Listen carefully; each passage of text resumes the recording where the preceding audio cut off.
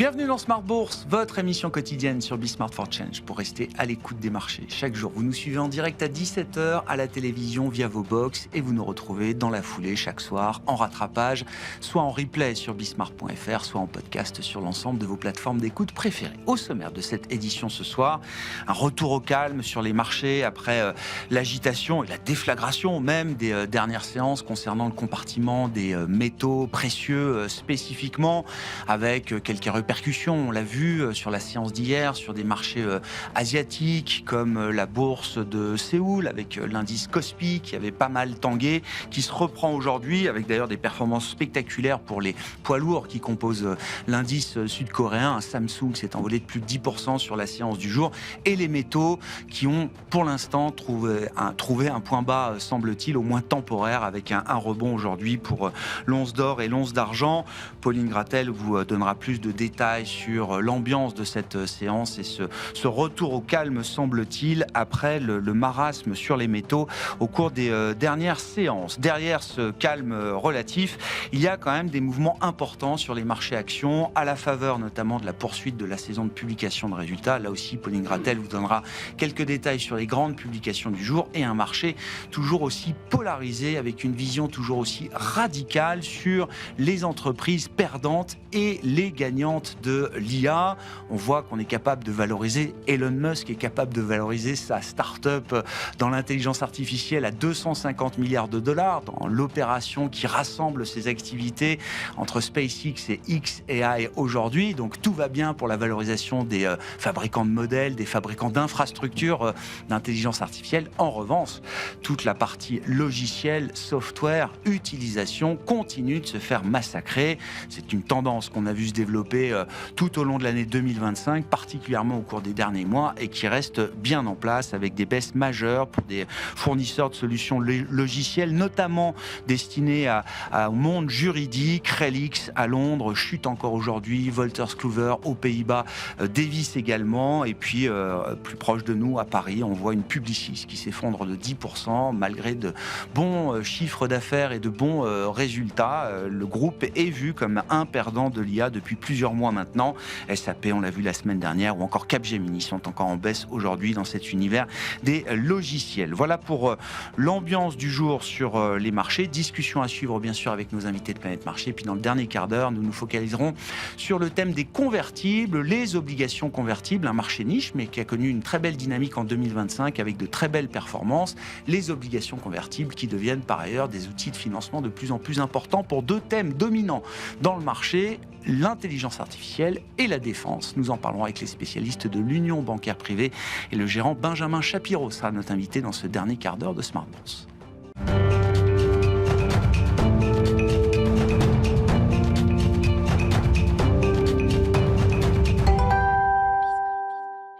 Tendance, mon ami, chaque soir en ouverture de Smart Bourse, les infos clés du jour sur les marchés avec Pauline Gratel. Bonsoir Pauline. Bonsoir. Des marchés qui retrouvent un peu de calme, effectivement, après la déroute des métaux précieux. Les indices actions évoluent toutefois prudemment. Oui, en Europe, le Stoxx 600 a tout de même inscrit un record ce matin avant de se retourner à la baisse. En France, le CAC 40 est en repli autour de 8100 points, plombé par Publicis et Capgemini. Publicis plonge de plus de 10% après sa publication. Le groupe fait état de résultats solides, mais les perspectives sont jugées trop prudentes, et Capgemini cède 8%, plombé de son côté par la concurrence dans l'IA et la présentation du nouvel outil de Anthropic. Ouais, prudence également sur les marchés américains à l'ouverture, avec un Nasdaq qui ouvrait à l'équilibre tout à l'heure, mais qui baisse déjà de 1% en ce début de séance aux États-Unis. Oui, malgré la bonne copie rendue hier soir par Palantir, les comptes sont clairement supérieurs aux attentes. Les revenus sont en hausse de 70% au quatrième trimestre, soutenus par la forte demande en IA et la bonne tenue de la demande gouvernementale, avec notamment un accord pouvant attendre 10 milliards de dollars avec le Pentagone. Les prévisions sont solides, la publication est saluée. Le titre bondit de 7% dans les premiers échanges et l'action a gagné 80% l'année dernière. Ouais, au-delà de Palantir, on attend une centaine de publications au sein du S&P 500 cette semaine, dont Pfizer qui publiait aujourd'hui. Oui, malgré un repli des revenus au dernier trimestre, Pfizer dépasse les attentes des analystes. La perte nette se chiffre à 1,65 milliard de dollars en 2025 à cause de charges qui ont quasiment doublé. Le groupe confirme toutefois ses objectifs pour 2026. Le titre est en repli de 4% dans les premiers échanges à Wall Street. Les investisseurs ont pris connaissance également des chiffres d'activité de PepsiCo avec un groupe qui est en train de faire évoluer sa stratégie de prix. Oui, le dernier trimestre est meilleur qu'attendu pour PepsiCo. Après plusieurs trimestres de hausse des prix, le groupe annonce une baisse des prix sur ses marques phares comme Lay's et Doritos, allant jusqu'à 15% aux États-Unis. Le titre est en hausse de plus de 3% dans les premiers échanges. Et puis en France, sur le plan macroéconomique, la première estimation pour l'inflation en janvier était attendue et c'est loin d'être une bonne surprise. Oui, l'inflation française en données harmonisées recule de 0,3% sur un mois en janvier, un repli plus important que le mois précédent. Sur un an et toujours en données harmonisées, l'inflation ne progresse que de 0,4%. C'est nettement moins qu'attendu et que le mois précédent et c'est au plus bas depuis 5 ans. Que dire au passage des équilibres sur les grands marchés macro, que ce soit les marchés de taux ou de commodités également, bien sûr, Pauline. Le rendement américain à 10 ans remonte légèrement autour de 4,30% et le dollar se raffermit avec un euro-dollar autour de 1,18. Un point de situation aussi sur les métaux précieux s'impose. L'or rebondit de plus de 6% autour de 5 000 $ et l'argent bondit de son côté de 15% et se rapproche à nouveau de 90 $. Quel sera le programme à l'agenda demain pour les investisseurs ? Les investisseurs attendent demain la première estimation de l'inflation du mois de janvier ainsi que les PMI services de la zone euro. Aux États-Unis, on attend l'ISM Service et l'enquête ADP sur l'emploi privé notamment. Les investisseurs arbitreront demain les résultats d'AMD publiés ce soir. Et demain, la séance sera à nouveau rythmée par les publications. Alphabet, Eli Lilly, Novo Nordisk, Qualcomm, Arm ou encore Uber sont attendus. Tendance, mon ami, chaque soir en ouverture de Smart Bourse, Pauline Gratel est avec nous et vous apporte les infos clés du jour sur les marchés.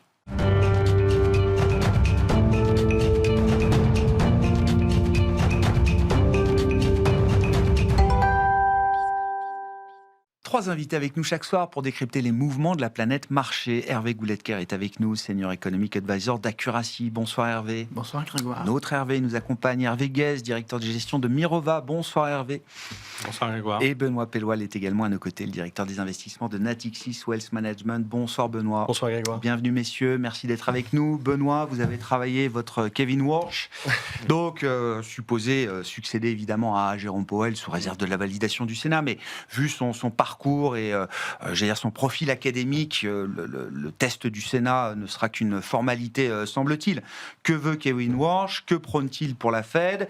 Et est-ce qu'il faut imaginer une Fed très différente sous présidence d'un Kevin Walsh par rapport à ce qu'on a observé sous présidence de Powell, mais sous présidence de Janet Yellen ou de Ben Bernanke également précédemment? Alors sur la base de ses convictions, oui, ça peut être assez... ça peut contraster avec l'exercice habituel de la politique monétaire. Maintenant, il faut aussi relativiser sa nomination. Le président de la Fed, il a un vote, comme tous les autres. Il n'a pas de droit de veto. Et donc, il représente donc, la majorité de ce qui est déclaré dans le comité de politique monétaire. Donc, il ne fait pas la politique monétaire tout seul. C'est quand même très important. Alors, il peut influencer, effectivement. Il peut aussi changer la composition à l'avenir, mais il ne décide pas tout seul. Il est chargé de trouver un consensus. Il est chargé de trouver un consensus. Et sur la base de ses propres convictions, ce ne sera pas évident, vu l'état actuel de la Réserve fédérale américaine. Donc, quand on regarde un peu ses convictions, effectivement, il a une réputation assez au quiche de son parcours. En 2008, alors que tout s'effondrait, il était plus préoccupé de l'inflation. Il a quitté le board des gouverneurs en 2011, notamment sur le fait d'un désaccord dans l'utilisation des outils de politique monétaire non conventionnels, le quantitative easing, avec lequel il est fondamentalement en désaccord.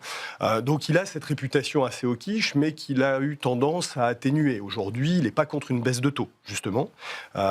L'idée étant pas forcément de faire plaisir au président américain, mais c'est surtout motivé par une conviction assez forte, qui est que grâce à l'intelligence artificielle, la technologie, on aura des gains de productivité, et donc l'effet à terme, il est plutôt désinflationniste. Et donc ces pressions inflationnistes actuelles ne sont pas vouées à perdurer. C'est une conviction encore, c'est une conviction qui est même peut-être un peu de l'ordre du pari encore aujourd'hui. En tout cas, on n'en voit pas les données. Oui, c'est ça. Et c'est là où, Voilà. effectivement, déjà dans l'exercice de la politique monétaire, c'est un peu différent. C'est-à-dire qu'on s'éloigne du data dependent. Ouais. Là, on est dans de la conviction. C'est ça. C'est-à-dire On a une vision. Exactement. Il y a une vision qui est portée. Donc ça, en ce sens-là, dans l'exercice de la politique monétaire, c'est très différent. Ce qui est assez intéressant, là où il y a une conviction beaucoup plus marquée, c'est dans l'utilisation justement de ce qui est le non conventionnel, notamment le bilan de la Fed, où là, effectivement, c'est une espèce de volonté de retour en arrière. En fait, la première conviction, c'est qu'il faut réduire le scope d'intervention de la Fed dans l'économie, dans les marchés. Donc ça, c'est quand même très, très important hein, comme sujet. Et en fait, ils considèrent que c'est pas la problématique, c'est pas la fiscal dominance. Si les États dépensent beaucoup, c'est simplement parce que la Banque centrale leur permet de dépenser beaucoup. Ouais. À ce titre-là, c'est assez juste, puisque quand on regarde l'évolution des dernières décennies, on a aujourd'hui des politiques fiscales aventureuses, très expansionnistes, et avant cela, on a eu justement toutes les politiques de quantitative easing, de financement assez facile. Et donc effectivement, cette conviction, elle est quand même relativement étayée par ce qu'on voit. La liquidité voit permanente a inviter un les moment États à être... atteint des niveaux qui font qu'il y a des effets pervers qui peuvent se produire. Et quand on contribue à alimenter un régime de liquidité très abondante, on facilite justement les politiques fiscales relativement. Et pour lui, c'est l'origine justement fondamentale de l'inflation. C'est pas le fait que l'économie aille bien, les salaires, etc. C'est que fondamentalement, c'est parce que les États dépensent trop et que c'est à cause de politiques monétaires qui sont trop laxistes. Le deuxième élément qui est intéressant de ce point de vue-là et dont on parle beaucoup actuellement, c'est que c'est probablement à l'origine de cette fragmentation de l'économie américaine. C'est-à-dire que la façon dont on utilise la politique monétaire, c'est-à-dire on resserre les taux, mais par des outils non conventionnels et aussi la communication, on limite les effets négatifs de ce resserrement, on maintient des conditions de liquidité très abondantes sur les marchés, on fait qu'on profite aux détenteurs d'actifs. On a des marchés qui fonctionnent bien, ce sont les détenteurs d'actifs qui se comportent, qui bénéficient des faits richesses, alors que la grande majorité de la population qui détient beaucoup moins d'actifs n'en profite pas. Et donc on est à l'origine de... Et il le mentionne hein, justement dans un éditorial dans le Wall Street Journal, il oppose Main Street et Wall Street en expliquant que lui, son boulot, c'est de favoriser Main Street et pas Wall Street. Et là, il est dans la pure ligne d'un Scott Bessent, qui est arrivé au Trésor, etc. Pourquoi Trump fait ce choix-là ? Donald Trump, qui n'arrête pas de nous dire, il y a encore à peine quelques jours, qu'il est très à l'aise avec le dollar, qu'il est très content de la valeur du dollar, qui baisse, évidemment. On était à parité il y a un an, on était à 1,20 il y a quelques jours, qu'il est très satisfait de ça, que ça permet de faire beaucoup de business, qu'il estime que les États-Unis devraient avoir les taux les plus bas de la planète.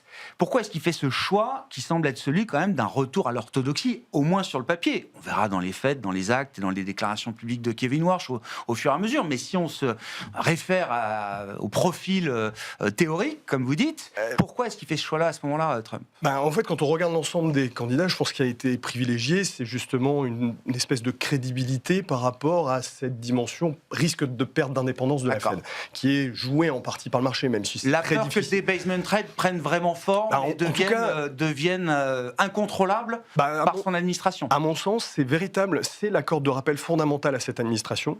C'est-à-dire que ce comportement n'est pas compatible avec une administration qui entretient un déficit de 6%, en plus sur une durée relativement longue. Quand on regarde les prévisions du Congressional Budget Office, on ne peut pas faire tout et n'importe quoi avec le statut de réserve du dollar. Et donc, il y a une corde de rappel assez forte. Lorsque les taux longs se tendent, etc. Généralement, c'est à ce moment-là où il y a les négociations, où on fait des progrès dans les négociations, etc. Et je pense qu'effectivement, c'était assez parlant de voir les propos plein de désinvolture de Trump sur la faiblesse du dollar, qui contrastait avec justement le propos de Scott Bessent dans la demi-heure qui suivait, où il expliquait que le dollar fort, c'est quand même quelque chose de très important. Et oui, il y a 6% de déficit aux États-Unis aussi, qu'il faut financer et qui dépendent très largement des financements de l'extérieur. Donc le risque de perte de crédibilité des actifs américains, c'est un risque fondamental qui est probablement la limite de l'exercice de cette administration. Conscient de ce risque de perte de crédibilité, conscient aussi peut-être du personnage qu'il incarne, je parle de Donald Trump, il met un adulte dans la pièce à la tête de la Réserve fédérale américaine, Hervé ? Est-ce un adulte ? Je ne sais pas. Je suis le plus jeune gouverneur de la Fed, mais aujourd'hui il est adulte quand même. C'était il y a longtemps. Krugman a dit... le nominé est Hawke lorsque les démocrates sont au pouvoir et Dove lorsque les républicains sont au pouvoir. Donc un profil très politique. Voilà, je pense que le profil est très politique. La sortie du Conseil des gouverneurs en 2011 ou 2012, c'était quand même assez politique. Non, moi, ce qui me semble intéressant à retenir, c'est vrai que, vrai ou faux, il a une vision. Et en fait, son ambition, c'est de dire la trajectoire de la politique monétaire doit être calée sur une vision.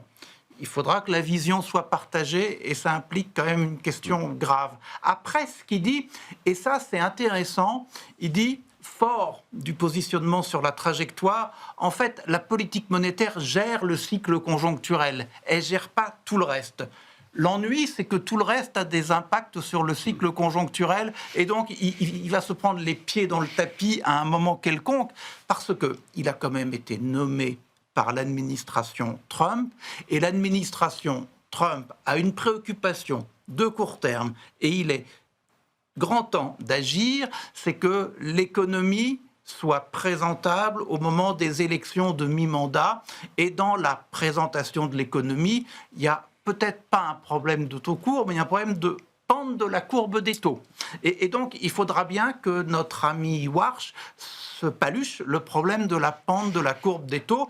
Et donc, il peut dire ce qu'il veut sur le bilan de la Fed, il n'aura pas autorisation de créer de la pression haussière sur les taux longs. Alors, Bessent, du côté du Trésor, a peut-être des contrefeux à proposer, mais il n'empêche que les degrés de liberté sont limités. Et puis, Warsh, qui paraît tout de même être plutôt quelqu'un d'un peu solo, il va falloir qu'il entraîne tout un comité de politique monétaire. Il y a deux attitudes, comme l'a dit Benoît, soit c'est quelqu'un qui sait forger des consensus, mais forger des consensus dans un groupe large, 12, mais en fait 15, c'est pas simple, il faut être à l'écoute, il faut avoir l'humilité, et ça, Powell le faisait pas mal, ou alors il faut être un dictateur comme Greenspan, mais un dictateur comme Greenspan demande des qualités de diagnostic, d'économie et de marché que très peu de gens ont eu. Moi, je regarde ça depuis Greenspan, et bien, dès Greenspan, il y en a eu un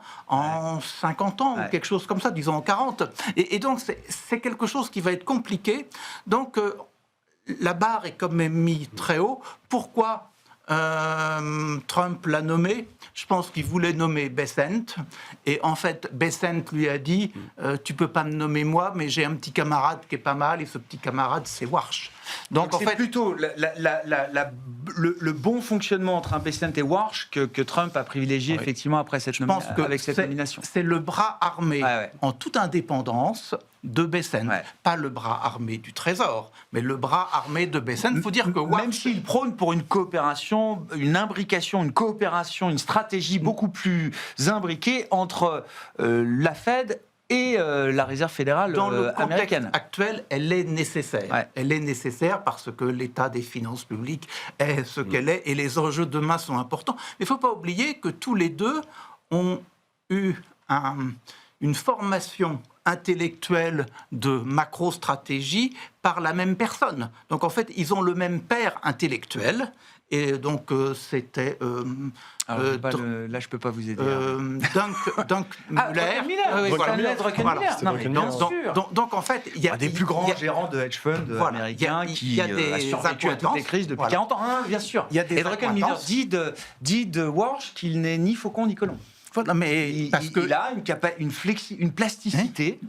Mais c'est normal d'ailleurs de la part d'un banquier central. Il faut l'être au bon moment, l'un ou l'autre. Je vous fais réagir Hervé Guez, mais juste encore une question à Benoît, parce que autant j'ai compris qu'une voix, un vote, et que pour convaincre les 11 autres participants au vote du FOMC ou de baisser beaucoup plus les taux, ou de renverser la politique de bilan, il faudra s'accrocher. En revanche, là où le président de la Fed, pas du président du FOMC, le président de la Fed à la main, ça peut être déjà sur le staff. Beaucoup de changements, j'imagine, à prévoir au sein du staff. Une forme de revue stratégique sur ce que font les économistes au sein de la Réserve fédérale américaine, et c'est sans doute l'institution dans le monde qui a le plus d'économistes qui travaillent pour elle. Quels sont les modèles? Faut-il continuer de travailler avec ces mêmes modèles, etc.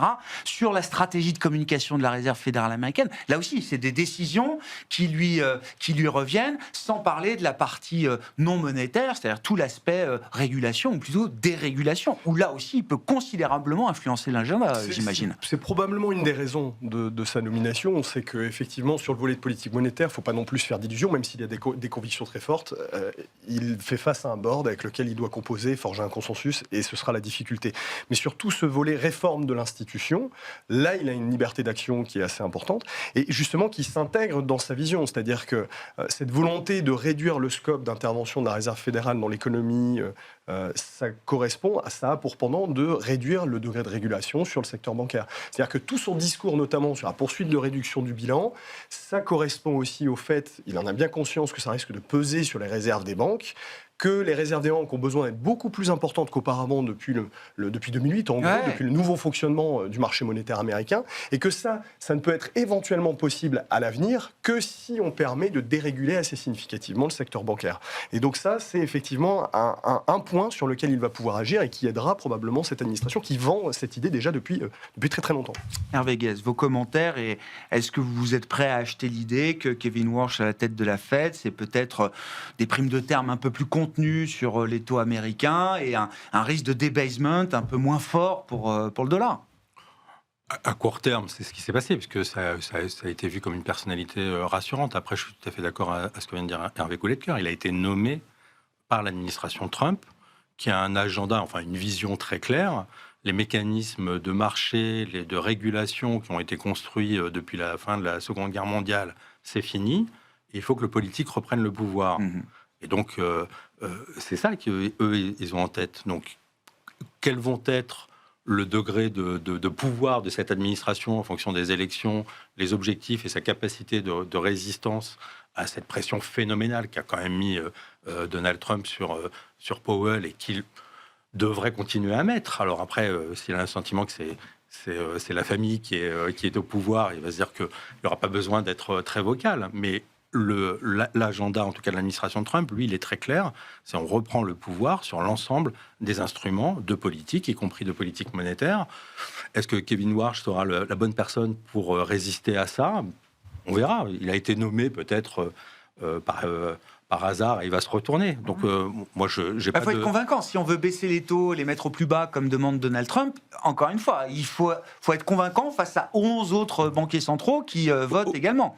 Aujourd'hui, je pense qu'il y avait je ne sais pas si je pense que ce sera plus pragmatique que ça. Aujourd'hui, est-ce que l'économie américaine a besoin de très fortes baisses des taux compte tenu... Exactement. Donc, même Trump est capable de l'admettre, quoi. Exactement. Ouais. Donc, je ne pense pas que le sujet, ce soit est-ce qu'il va baisser 4 fois les taux plutôt que 2 fois, comme attendu, 1 ou 2 fois en fonction de la conjoncture.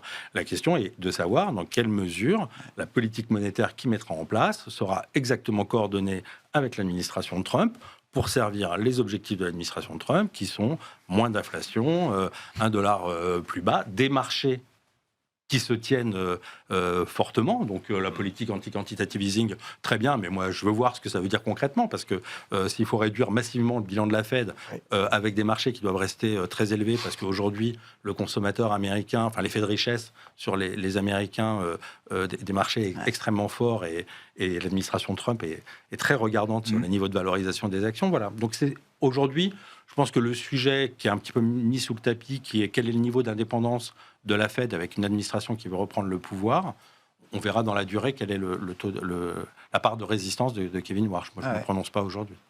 Mais d'ailleurs, non, mais justement, c'est très intéressant. Mais effectivement, je pense que le message pour les marchés, c'est généralement ce retour en arrière, ça s'est pas très bien passé. On a quand même eu des tentatives de réduction de la taille du bilan. Ça a été douloureux et la Fed a dû faire marche arrière, intervenir d'urgence. Ça s'est pas bien passé. On l'a vu encore en fin d'année dernière. Il a fallu mettre fin à la réduction du bilan et mettre en place un nouveau programme, alors de très court terme, de gestion des réserves, comme ils appellent ça aujourd'hui. Alors attention, en revanche, quelque chose qui est de façon plus pragmatique sur les marchés, c'est que dans sa façon de communiquer, justement, on peut peut-être éventuellement s'attendre à un discours qui sera peut-être un peu moins conventionnel, un peu moins tendance à ménager les marchés. Donc, potentiellement déjà un exercice de la politique monétaire plus basé sur la conviction que sur les données réelles. Et deuxièmement, en termes de communication, cette idée que la Fed est toujours là, présente pour soutenir les marchés en cas de problème, etc., c'est quelque chose qui pourrait éventuellement être un peu mis en sourdine avec un personnage comme lui.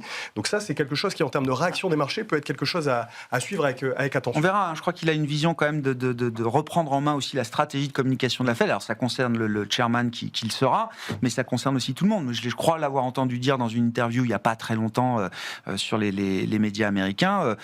ils trouvent que la Fed parle trop, quoi, en gros. Enfin, je veux dire que les gens s'expriment trop et que on parle un peu trop en permanence de politique monétaire. Oui, alors un mot encore là-dessus, Moi, je pense avec que Gouletker, puis... il ne faut pas regarder les taux courts, il faut regarder les taux longs. Ouais. Et du côté des marchés actions, c'est sans doute à quelques mois devant nous moins important, parce que pour les élections, c'est plutôt les gens qui n'ont pas d'actions qui comptent que les gens qui ont des actions. Donc en fait, les taux longs, les taux hypothécaires, c'est ça qui est important à l'horizon des 6 mois prochains. Ouais. Avec un objectif de ne pas déposséder non plus les propriétaires qui ont acquis des biens immobiliers et ne pas faire baisser la valeur de leurs biens immobiliers. Enfin, tout ça est compliqué, quoi. Il y a beaucoup de monde à contenter. Il y a beaucoup de monde à satisfaire. Parlant du marché de l'IA, si vous le voulez bien, Hervé, Guez, je trouve que la séance du jour est encore assez emblématique de ce qu'on observe sur les marchés depuis, plusieurs mois maintenant, notamment depuis la deuxième partie d'année 2025, un marché très radical et très polarisé dans l'idée qu'il a des gagnants et des perdants de l'intelligence artificielle. Alors je mets de côté la partie hardware et les fabricants de modèles, enfin qui sont vus comme des gagnants encore aujourd'hui par le marché, mais là je veux qu'on parle de toutes ces boîtes de logiciels. Alors là visiblement c'est la partie juridique qui se fait attaquer aujourd'hui parce qu'Anthropic sort un nouvel outil IA pour les équipes juridiques, mais une boîte comme Relix au Royaume-Uni, qui a un département legal, qui est un gestionnaire de données historiques, qui remonte parfois sur des dizaines d'années, bon, se fait encore massacrer aujourd'hui. Wolters Kluwer aux Pays-Bas, et puis c'est Publicis chez nous, et Capgemini, SAP, enfin voilà, tout cet univers-là est voué à disparaître. Ouais. Je ne sais plus qui disait les marchés ont toujours raison, mais ils changent d'avis tous les jours. Là, ça fait quelques mois qu'ils sont assez monomaniaques, justement, assez obsessionnels sur cette idée-là. Assez obsessionnels. Et donc ça ne change pas. Donc si en tout cas il y a un endroit où les marchés ont raison, il y aura effectivement des gagnants et des perdants. Est-ce que le marché sait aujourd'hui quels seront les gagnants et les perdants? J'en doute très fortement. Par exemple, alors c'est pas coté, hein, mais les valorisations que vous avez mentionnées en introduction. Donc ça c'est dans les gagnants, ça. Bah, ça c'est dans les gagnants, mais 250 milliards. Je ne sais pas si vous avez été impressionné par Grok. Est-ce que Grok sera le gagnant de demain face à ChatGPT, Anthropic, Gemini? C'est pas gagné. Et donc, ça paraît surtout comme une très bonne opération patrimoniale d'Elon Musk, parce que c'est une valorisation à 250 milliards, sur pas grand-chose, hein, sur une levée de fonds enfin, pas grand-chose, sur une levée de fonds de 20 milliards, sur une entreprise qui perd aujourd'hui, qui a besoin, qui consomme à environ 1 milliard de cash par mois.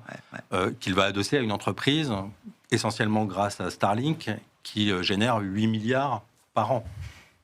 Donc, je ne sais pas qui sont les particuliers qui sont exposés via des tokens ou autres instruments à la valeur de SpaceX. Ouais.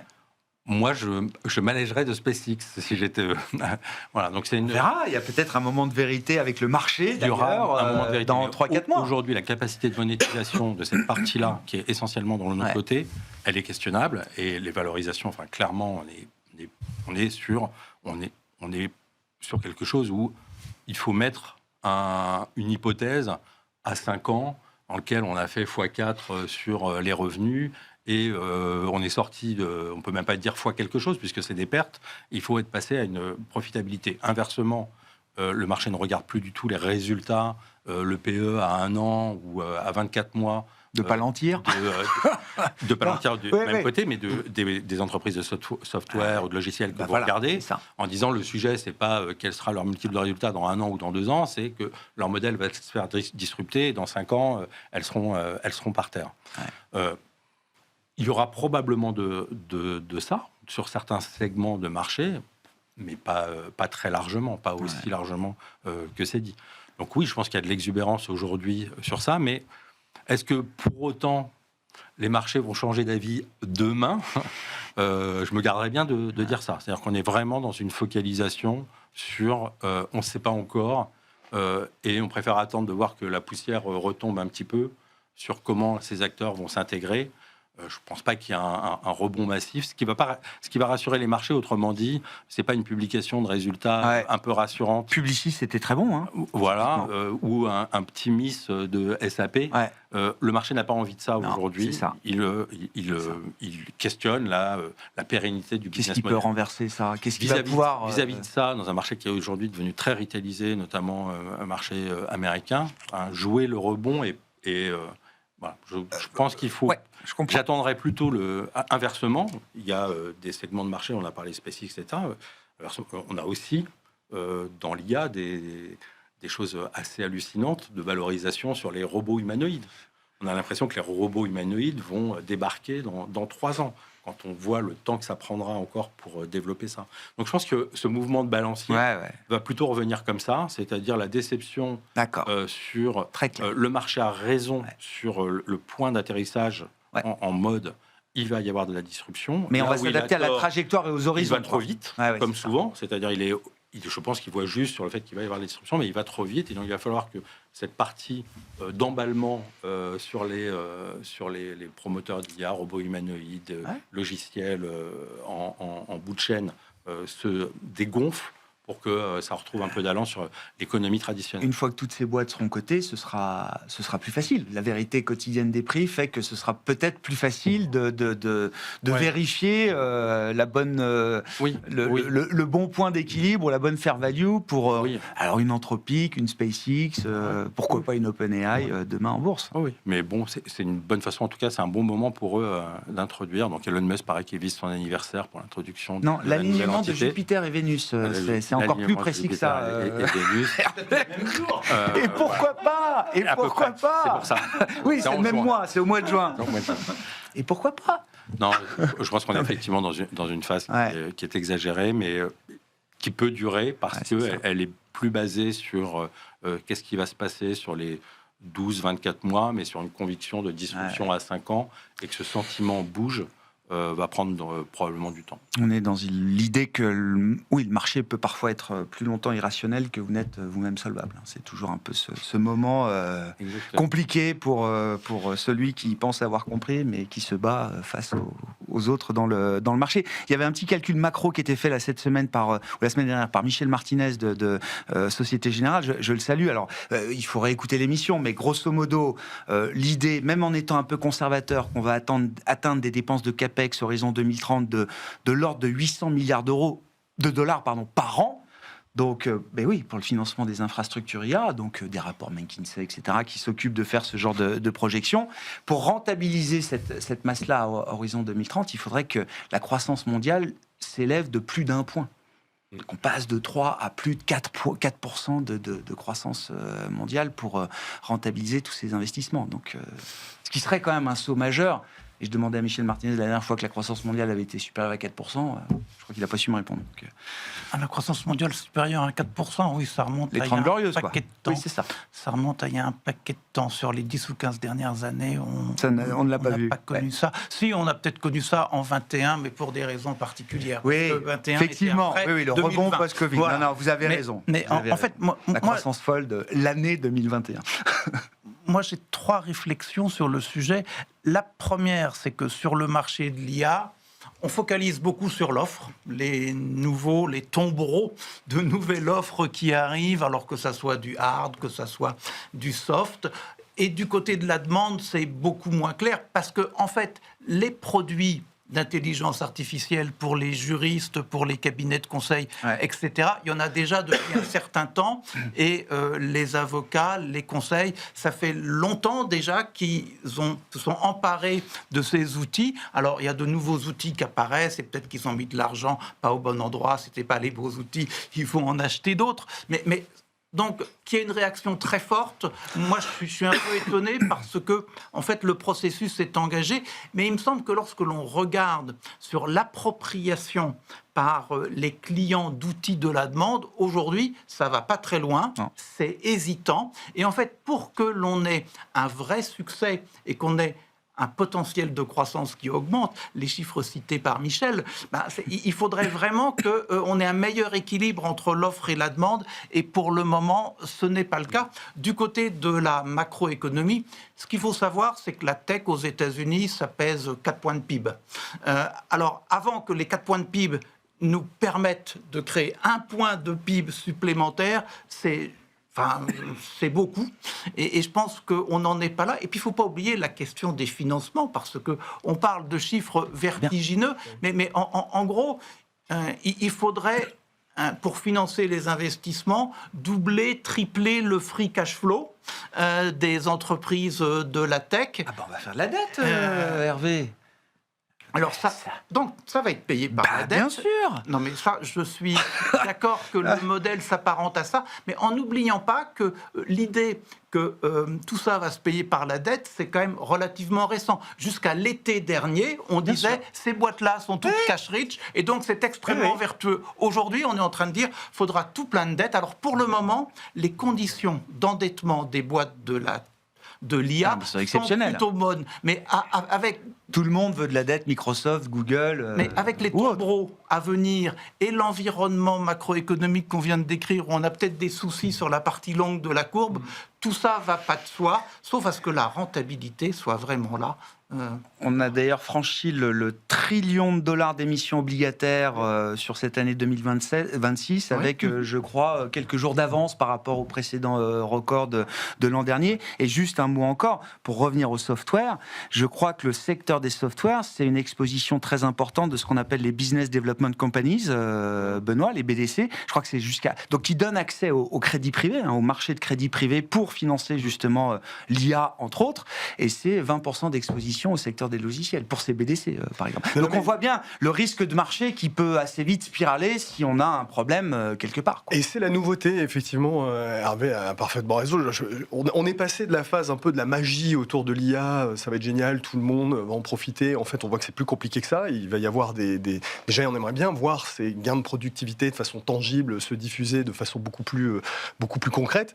Mais effectivement, c'est la nouveauté. Et c'est pour ça que le statut de la tech, pour les investisseurs, est en train d'évoluer. Il y a évidemment cette perception plus risquée de la visibilité sur les profits. Évidemment, quand on envoie des montagnes de CAPEX, on sait que ça va être difficile à rentabiliser. Mais la nouveauté, c'est effectivement la dette. Et je regardais justement comment se comportaient les spreads sectoriels aux États-Unis. Le spread high yield sur la tech s'écarte significativement du spread high yield classique qui, lui, continue justement. J'imagine qu'un émetteur comme Oracle doit tout de suite peser un peu plus. Voilà. Et ça, c'est une nouveauté. Ça posait aucun problème. Jamais on se posait la question de la dette pour la tech. C'était absolument fantastique. On autofinançait, même auparavant. C'était un des grands critères qualité pour le secteur. C'est pas la cata, mais c'est en train de changer en termes de perception. Et on le voit sur tous les points de vue, le secteur, il y a une perception qui change.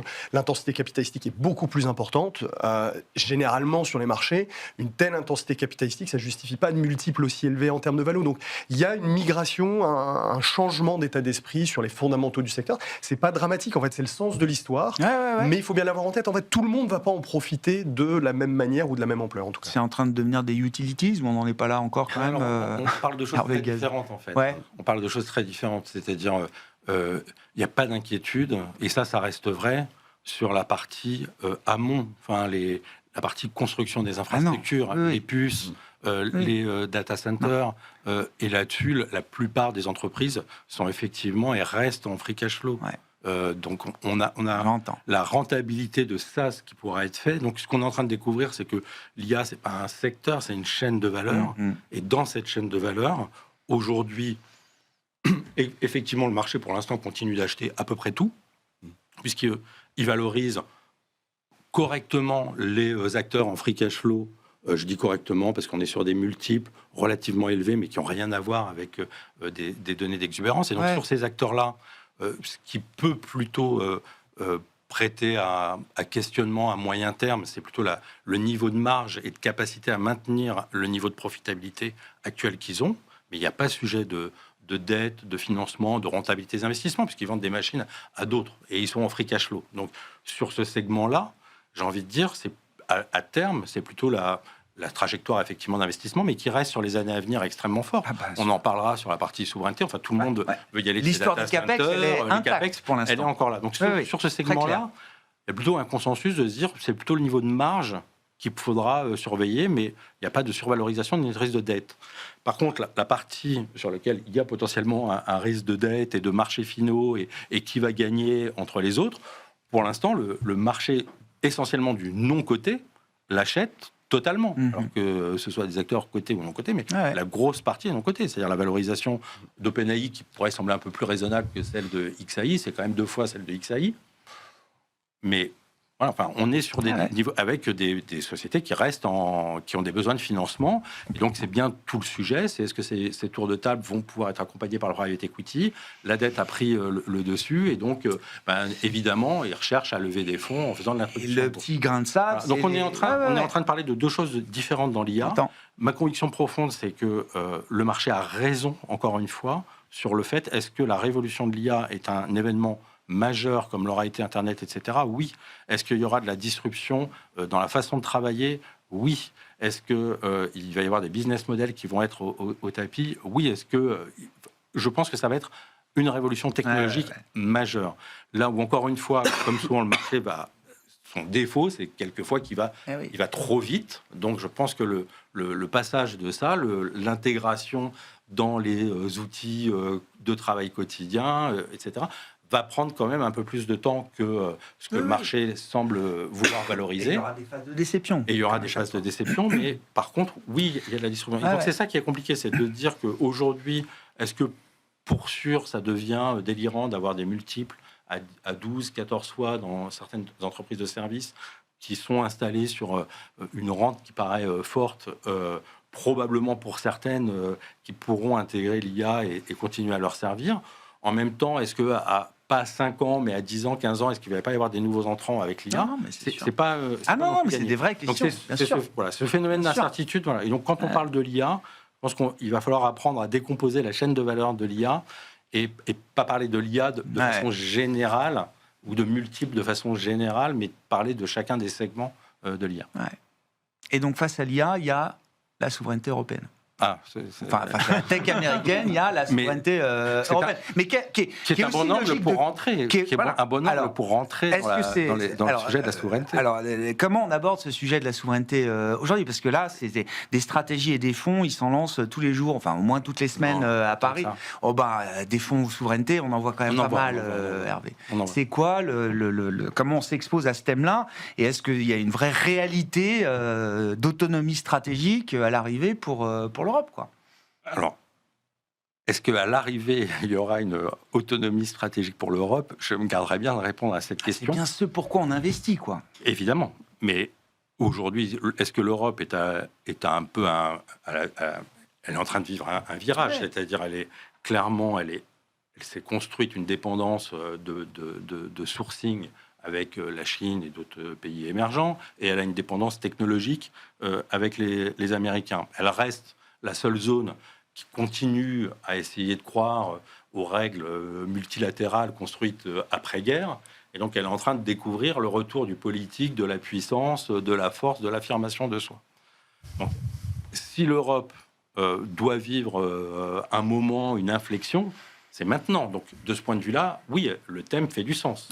CF, la tribune de Stéphane Séjourné, reprise par l'ensemble des patrons, etc. Donc, si l'Europe doit se dire on ne peut plus continuer à ce qui était le cas, c'est-à-dire... Donc il y a un sursaut, il y a un réveil. Il y a un réveil, c'est-à-dire une sortie d'une prise de conscience. Dans les instances de Bruxelles, parler d'autonomie stratégique européenne ne faisait pas de sens il y a encore 4-5 ans. C'est-à-dire qu'ils considéraient qu'une grosse partie d'Europe de l'Est, mais des Allemands aussi, considéraient que notre allié stratégique, c'était les Américains. Parler d'autonomie européenne, en soi, n'avait pas de sens.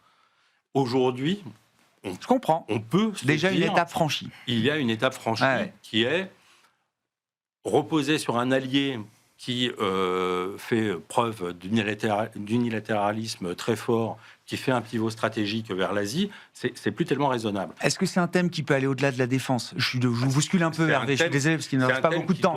Sur la défense, je crois qu'on a tous compris la logique et vous dites que c'est le socle, le premier socle de notre indépendance. Mais est-ce que ça peut aller au-delà? Mais si ça ne va pas au-delà, c'est mort. Et qu'est-ce que c'est qu'une défense si la technologie...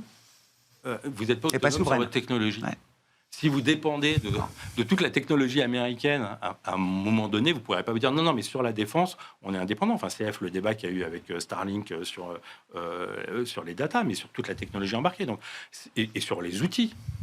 Si le ministère de la Défense français travaille avec Palantir, donc si on doit reconstruire une autonomie stratégique, effectivement, le gros enjeu, c'est de ne pas en faire qu'un sujet de défense. Au contraire, c'est de dire c'est d'abord un sujet technologique, c'est d'abord un sujet industriel, c'est d'abord un sujet de sécurité alimentaire, de l'approvisionnement de ressources. Donc, est-ce que l'Europe sera en mesure, il va falloir faire une sacrée révolution copernicienne pour que ça puisse prendre. En tout cas, on voit rapport Draghi, mouvement politique, on voit bien que aujourd'hui, Mario Draghi, il trouve que ça ne va pas, que le sursaut est trop lent. Oui, Mais on a au moins avant, il n'y avait même pas de voix pour réclamer un sursaut. ouais. Hervé Goulet, 1 minute, Hervé Gouletker. Oui. Je suis désolé parce que Non, mais je me mettrai fin au débat ensuite. le monde change, les règles du monde changent et les nouvelles règles sont imposées par ceux qui sont puissants. Et on voit bien que c'est tout le jeu de Trump aujourd'hui. Donc dans ce contexte-là, s'affirmer en tant que puissance alors qu'on ne l'est pas, alors qu'on n'a pas une capacité à créer les nouvelles règles, c'est quand même assez compliqué. Le monde dans lequel on est, ça ressemble au monde des 17e et 18e siècles.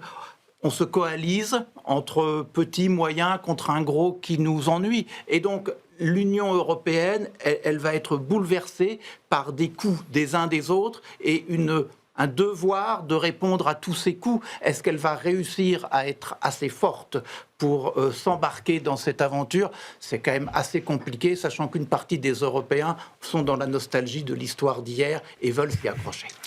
On s'arrêtera là pour ce soir et cette partie européenne du débat. Merci à vous trois d'avoir été les invités de Planète Marché. Hervé Gouletker, Accuracy, Hervé Guez, Mirova et Benoît Pelloal, Natixis Wealth Management.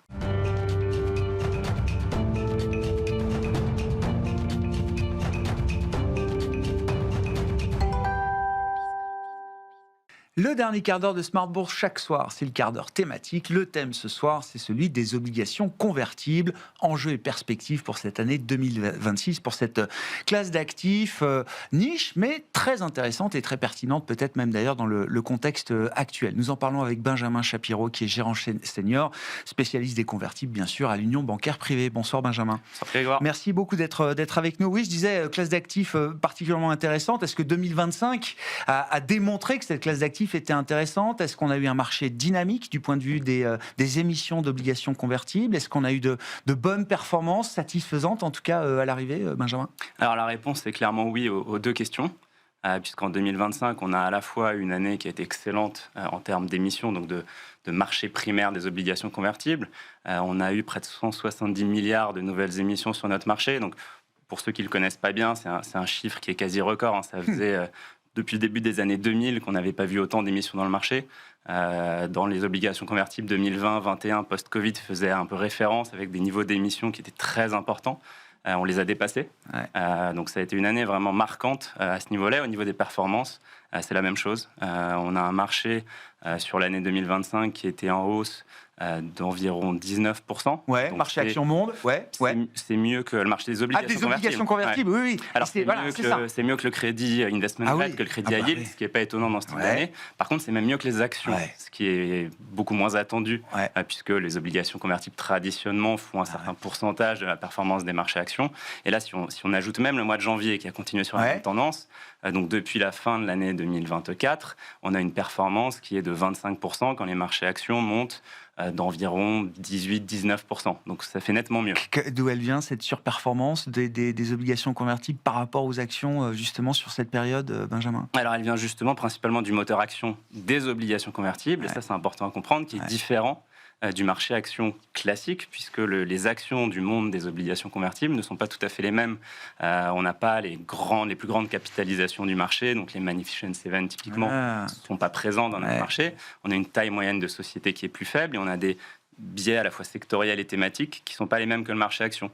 Donc selon les années, parfois ça va être favorable, parfois défavorable. Il se trouve que l'année dernière, notamment via le biais de la technologie qui est très présente dans notre marché et qui est notamment présent et de plus en plus d'ailleurs via l'intelligence artificielle, puisque beaucoup de sociétés de ce thème-là viennent se financer sur notre marché. On a eu une performance des sous-jacents actions du marché qui a très largement dépassé les marchés actions. Donc si je reprends la même période jusqu'à fin janvier, donc il y a quelques jours, les actions, donc je redis le chiffre pour les actions globales sur la période, donc c'est à peu près 18-19% de hausse.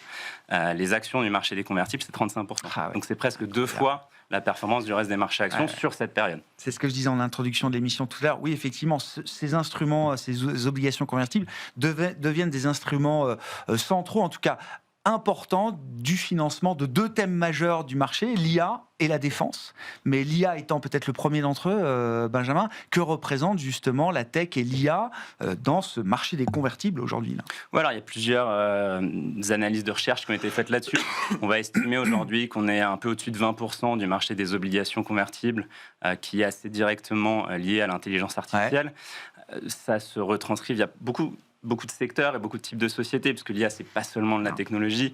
On retrouve l'IA dans des secteurs on a dit que c'était une chaîne de valeur. Voilà, dans l'énergie, on retrouve l'IA dans tout un tas de thèmes et de secteurs. Donc, évidemment, la tech est une grosse partie de ça, mais pas que, c'est important à avoir en tête. Et l'autre thème très présent, tu parlais de la défense.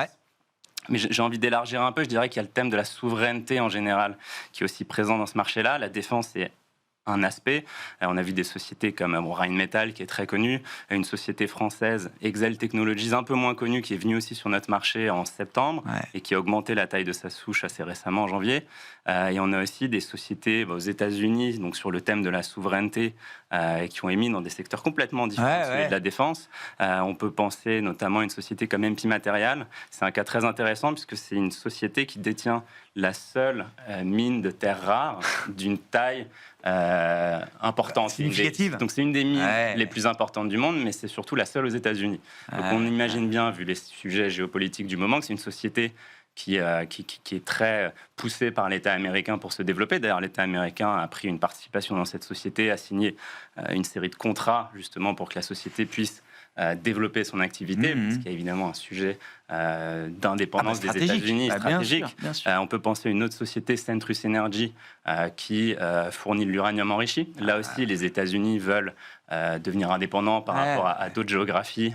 Et donc là aussi, l'État américain, via le département de l'énergie, a signé une série de contrats avec cette société. Donc voilà, ce thème de la diversité aussi derrière l'IA et derrière la souveraineté, ça montre la diversité de ces thèmes, de ces thématiques. Et des sociétés dont on n'entend pas toujours parler, des fonds actions qui investissent plus souvent dans des grandes capitalisations. C'est vrai que le marché des obligations convertibles a cet attrait de proposer une typologie de sociétés très différente. Et les sociétés que vous citez là, c'est des sociétés qui sont nouvelles en tant qu'émettrices sur ce marché des convertibles, ou il y a un historique déjà pour ces sociétés? Il y a tous les cas. On a effectivement des sociétés qui étaient déjà sur notre marché, qui sont revenues sur notre marché parce qu'elles voient une hausse de la demande très significative, donc elles ont des besoins de développer des capacités, donc des besoins de financement, et ces sociétés viennent sur notre marché parce qu'elles n'ont pas forcément la taille ou l'historique pour émettre des obligations classiques.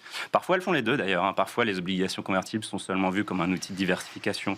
On pourra parler de la diversification pour les investisseurs, mais pour les émetteurs aussi. C'est aussi une diversification. J'allais dire quels intérêts elles y trouvent à venir sur le marché. Et il y a aussi des sociétés qui sont venues l'année dernière sur notre marché pour la première fois et qui sont des nouveaux émetteurs. Donc ça nous demande un petit peu de travail de les découvrir, mais c'est passionnant justement de faire ce travail-là. Oui, bien sûr. Oui, dans les différents intérêts qu'elles peuvent avoir à émettre des convertibles, parfois c'est des sociétés qui n'ont pas accès à des marchés obligataires plus traditionnels, plus profonds. Question de taille, question de raison, question de taille, question de rating aussi. On est un marché qui finance bien volontiers des sociétés qui n'ont pas de rating, ce qui n'est pas toujours le cas sur le marché du crédit classique. Il y a effectivement la problématique de la taille, la problématique la plus évidente. Ce qui ne veut pas dire qu'elles ne sont pas de qualité quand elles n'ont pas de rating. C'est ça. Non. Ça oblige le gérant à faire un travail. Exactement. C'est vrai qu'on a moins de références sur lesquelles s'appuyer. En revanche, quand on regarde dans le détail, il y a énormément de sociétés qui ne sont pas notées. C'est un coût de se faire. Bien sûr. Les gens ne l'ont pas forcément en tête. Comme être coté en bourse. Voilà, on paye pour avoir un rating. Et pour des sociétés plus petites, ce coût peut être important. Et donc, elles préfèrent ne pas être notées et se financer via d'autres outils.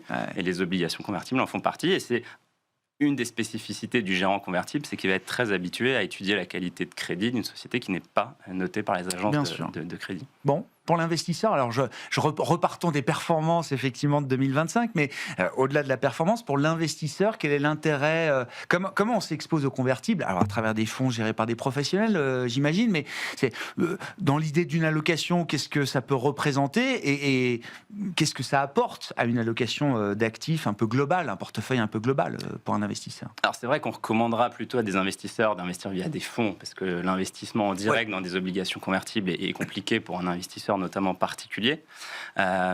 Et l'attrait de s'exposer pour des investisseurs à ce marché, c'est que c'est un marché qui est effectivement, on citait le mot tout à l'heure, très diversifiant par rapport aux autres. On va retrouver une typologie d'émetteurs, que ce soit au niveau des secteurs, au niveau des capitalisations de marché qui sont très différentes de ce qu'on va trouver sur le marché du crédit, sur le marché action. On parlait des thèmes tout à l'heure, c'est des thèmes qui sont parfois spécifiques à ce marché-là. Le profil de risque est différent puisque il y a une sorte d'être très technique, mais il y a une optionnalité dans l'obligation convertible qui fait que pour ces sociétés à des stades de développement moins avancés, donc qui peuvent être plus volatiles que des actions de grande capitalisation mondiale, le faire via un outil qui offre une optionnalité, c'est intéressant. Et puis, on voit à travers les cycles, là on sort d'une période très favorable à notre marché, parfois d'autres périodes moins favorables, mais si on regarde à travers les cycles, c'est effectivement une classe d'actifs qui, dans un portefeuille diversifié, améliore le ratio rendement-risque d'un portefeuille. Et en termes de niveau d'allocation, c'est important aussi de garder en tête la taille de ce marché.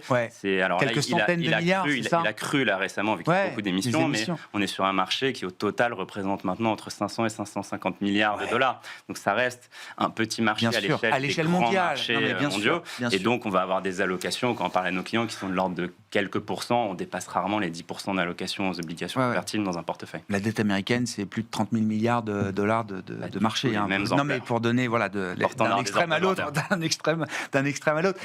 En termes, alors. Après telle performance, déjà, c'est quoi les moteurs de performance qui restent valables pour vous là sur ce marché des convertibles, et c'est quoi une espérance de rendement un peu normatif sur ce marché-là? J'imagine qu'on fait pas non plus 25% chaque année. Non, bien sûr. Et puis alors en plus c'est sur 13 mois, on a un peu triché. Oui, c'est vrai. Mais alors le moteur le plus important, et nous c'est ce qu'on a, c'est quand même le moteur action. C'est un marché qui est un peu technique justement parce qu'il vous expose au crédit, au taux, à l'optionnalité, aux actions, mais le vecteur de performance principal sur une longue période, ça reste les actions. C'est particulièrement vrai aujourd'hui puisqu'on sort d'une phase où les actions ont beaucoup monté.